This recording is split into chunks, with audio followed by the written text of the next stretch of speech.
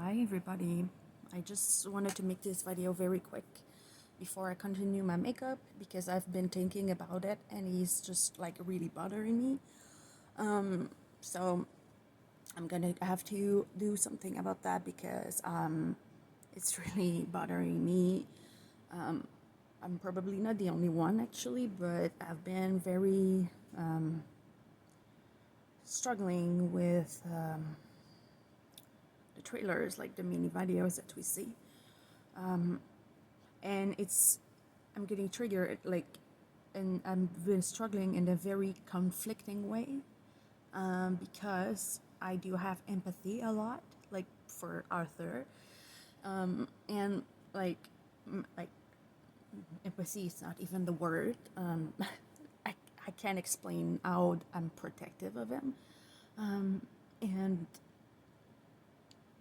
I'm very pissed by Lee, like, and at the same time, I do see myself having a lot of empathy towards her. Why? Because I'm a person who having a lot of empathy and having a lot of understanding in psychology, but also I'm getting so much like shame in myself, but at the same time, I know, guys, I know I shouldn't not, but it, it really, really, really, it really like brings me back to what I was before. Okay, and for myself, I do see traits like I'm not a psychiatrist. Okay, so I cannot give diagnosis, but the little I know, she does have some traits of narcissistic, like a woman, but also, and like what I wanted to do, like since the beginning, what I'm doing with Joker is something that I do like in real life, as a matter of spread awareness for mental health. And I'm like, she's not apart from that.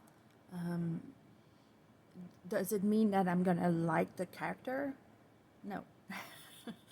But I do have a lot of understanding and empathy for every human being. So that's why it's conflicting for me. And because what I did in the past was not right, but it was coming from a place of severe abuse and stuff. And I do think that it's the case for her too. And again, I'm not saying that's right. Like every time that I explain something, people tend to say, yeah, but it's still not okay. And I'm like, I never said it was. Like, man, can we like discuss like psychology without always like bringing that? So I think it's important things to learn, because I do love to include in my heart a lot of psychology, and I bring social justice into my passions, into my heart. To like, I think that art is the most powerful things on earth, and I do think it's important to bring more of that social justice into creativity, and I think it's very healing. So I'm even creating fan fictions of bringing that healing to Arthur that he strongly deserves more than anything in the world with love. And I'm gonna do that for her too, you know? And it's gonna be a way also for me unconsciously to do it for my own inner child, because every time I do it with roleplay, that's what it does. And yeah, so I'm scared that he's gonna get hurt in the movie, and in my mind, I'm like, yeah, but he's gonna receive the treatments that he deserves. That's it. So I already like created one of them, like the first session on my YouTube, and yeah. So I wanted to explain a little bit like what I think she has, and like first of all, I'm gonna. This one is like very hard for me to share, but like, like the month ago, like I think it was last month or 2 months ago, that I shared a video of me explaining what I well, not only what I went through, but like uh, what I did in the past, and I could literally almost say that it was like stalking and behavior and like very delusional relationships. So yeah, and I do think she's gonna be a bit like her. First saw Joker, when I saw you, for once in my life, I didn't feel so alone anymore. What they want. Sing hallelujah, come on, get happy. Ready for the judgment.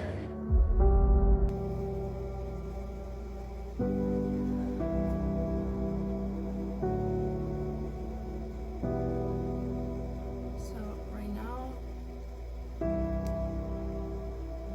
I'm gonna dive into our Joker, where I see her. I have a vision of her, really, that look a bit like my past. Okay. I always struggled talking about that. One part is because I had issues remembering because of my dissociative amnesia. And second, I always felt deep shame about it.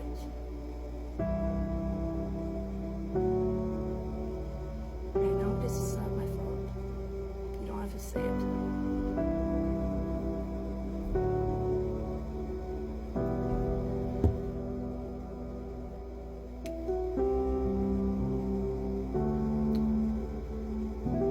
Most of you know already that I have dissociative identity disorder, known as DID.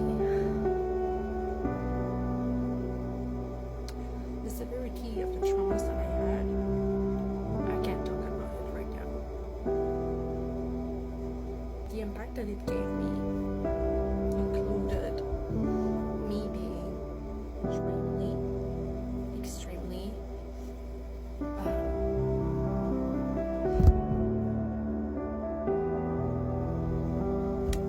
it's really hard for me to talk about it because it was really, really, really intense. Very codependent. It was not even like just codependent. I was severely delusional, and I had fake boyfriends in high school. Patrick was one. I already talked about that, about the first movie. But the thing also that is very bad is that I had something that I will use in the story. I will use an exaggerated form of it, okay? But if you go to the root, I would say it could look like that, but at the same time, it's hard to explain. I will use erotomania in this story. Because I see her like this. I had the complete delusion that the person was in love with me, and it was not true. But that was for me a coping mechanism.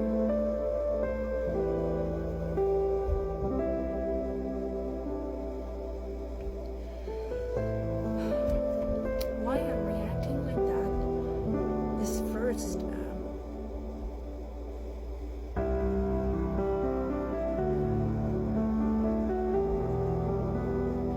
have empathy for the younger me, who are so hurt, craving love.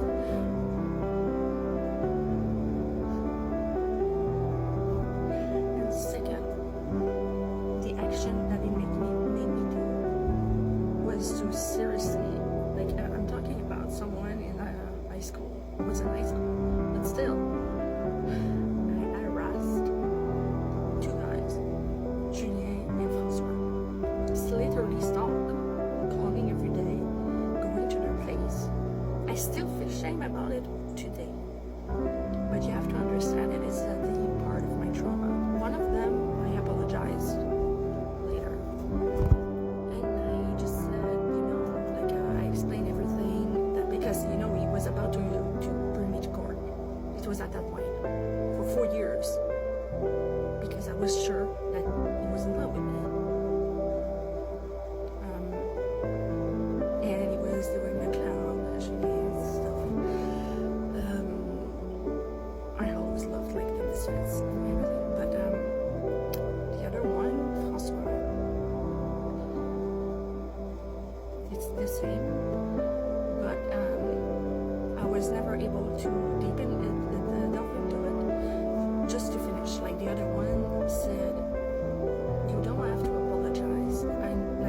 I could see later, like when I talk about it, when my sister did, she was just really hurt, and I was saying, I told him like, I understand, and I'm really thankful that you say that, but still, it's still not okay.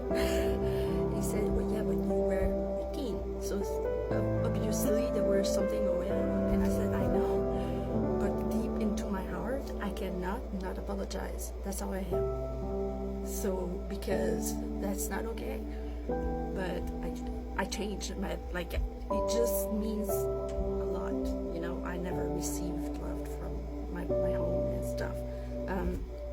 So I was into a deep psychosis state, and I was really sure that they were my boyfriends.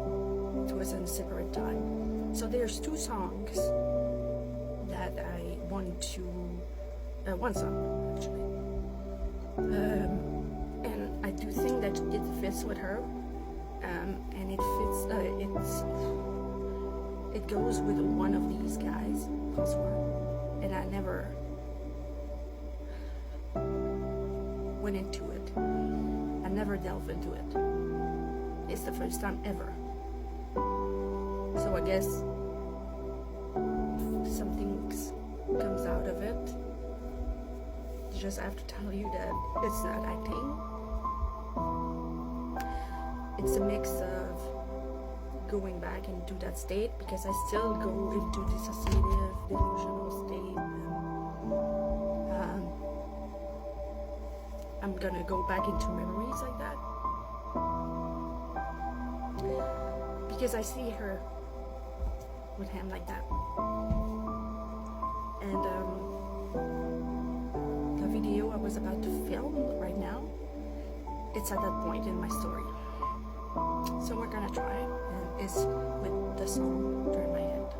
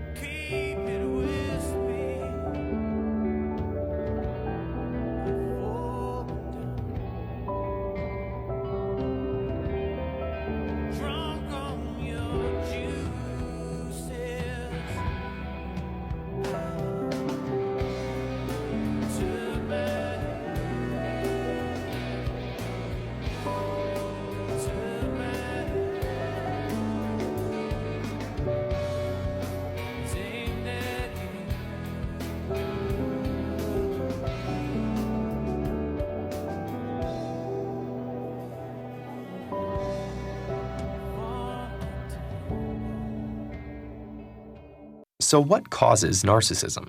Twin studies show a strong genetic component, although we don't know which genes are involved. But environment matters too. Parents who put their child on a pedestal can foster grandiose narcissism. And cold, controlling parents can contribute to vulnerable narcissism. Narcissism also seems to be higher in cultures that value individuality and self-promotion. In the United States, for example, narcissism as a personality trait has been rising. There's a lot of misinformation going around social media about what does and doesn't cause narcissism, and I would like to try to clear that up. If you're new here, I have a master's degree in psychology, taught graduate level psychology for over 10 years, and have real world experience with narcissists. What we know from developmental psychology is that personality is formed by nature and nurture, which means there are some traits that are genetic and then some things that are learned. And narcissistic personality is no different. So there are some narcissistic traits that are heritable, such as grandiosity, entitlement, and lack of empathy.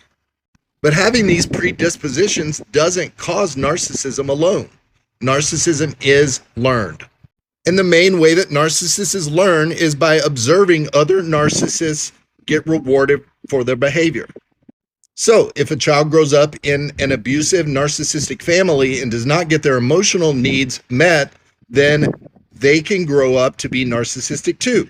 Another way narcissism can develop is being treated like a golden child that can do nothing wrong. They learn that their needs are more important than everyone else's and grow up self-centered and selfish.